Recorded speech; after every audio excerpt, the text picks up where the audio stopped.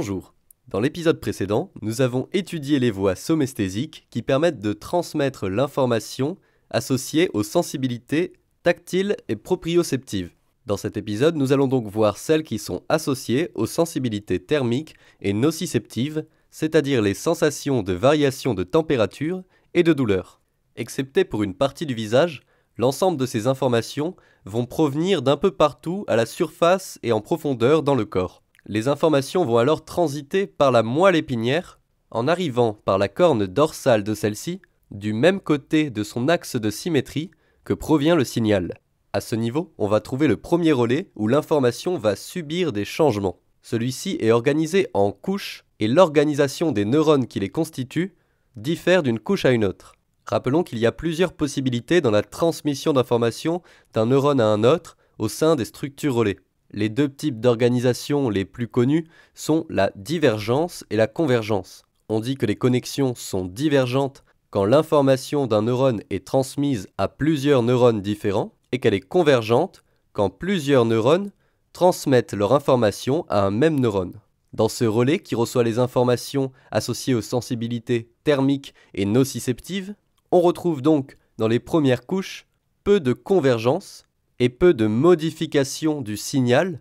Autrement dit, le message est simplement transmis en conservant ses propriétés vers les couches les plus profondes, et c'est dans ces couches profondes qu'on va trouver de la convergence. Les différentes informations qui entrent dans cette couche interagissent entre elles, il y a comme une synthèse qui s'opère, et les propriétés du signal sont modifiées au sein de cette structure. Ces informations vont ensuite être transmises à travers la moelle épinière. Au niveau du cordon qui se trouve de l'autre côté de l'axe de symétrie, on parle de cordon contralatéral et antérolatéral car il se trouve à l'avant sur le côté.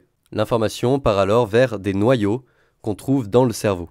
Une partie des informations thermiques et nociceptives servent à différencier la nature du signal, si c'est une information liée à la douleur, à la température, de savoir où elle se trouve sur le corps, à quel point elle était forte. Ces informations qui permettent de différencier un signal d'un autre sont appelées la composante sensorielle discriminative de la sensibilité. Ces informations sont destinées au thalamus et vont pouvoir être traitées par différentes voies, que ce soit des voies destinées au cortex somesthésique ou autres. Et d'autre part, une partie de ces informations associées aux sensibilités thermiques et nociceptives sont plutôt de nature émotionnelle et vont provoquer des réactions automatiques, des réactions d'alerte qui vont servir à protéger le corps. Elles vont être destinées par exemple à l'amygdale, pour ce qui est de la peur, ou encore à l'hypothalamus. Nous savons tous qu'il est possible de diminuer les sensations associées à la douleur, que ce soit par des substances de synthèse, c'est-à-dire des médicaments, ou bien de manière naturelle, dans le sens où notre corps a déjà des mécanismes qui permettent de diminuer la douleur. Pour ce qui est des substances de synthèse, certaines vont agir directement au niveau des récepteurs nociceptifs, les cellules qui déclenchent le premier signal de douleur, en bloquant leurs canaux ioniques, qui sont simplement des mécanismes disposés sur la membrane des cellules, qui permettent normalement de laisser entrer des éléments chargés électriquement, ayant pour conséquence la conduction d'un signal électrique. En bloquant ces canaux, on bloque la charge de la cellule, devient impossible de transmettre un signal.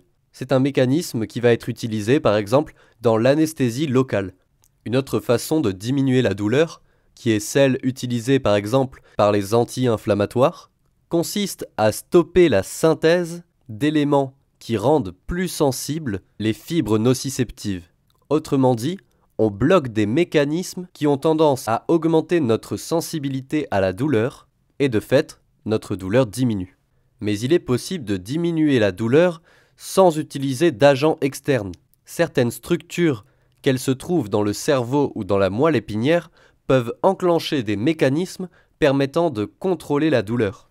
Certains de ces mécanismes consistent à activer des interneurones se trouvant dans les structures relais, interneurones qui vont soit empêcher le signal d'entrer dans la structure, soit empêcher le signal d'en sortir. Quand ils empêchent le signal d'entrer dans la structure, on parle d'inhibition présynaptique. Le signal n'est pas passé par le neurone du relais, simplement car on a empêché le neurone précédent de libérer les neuromédiateurs, c'est-à-dire les messagers chimiques qui lui permettent de transmettre l'information au neurone suivant.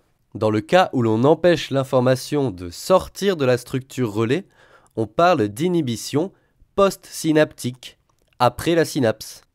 Et le signal qui est destiné à ces interneurones pour qu'ils inhibent la transmission de la douleur peut trouver son origine dans le cerveau, dans la moelle épinière ou dans des ganglions.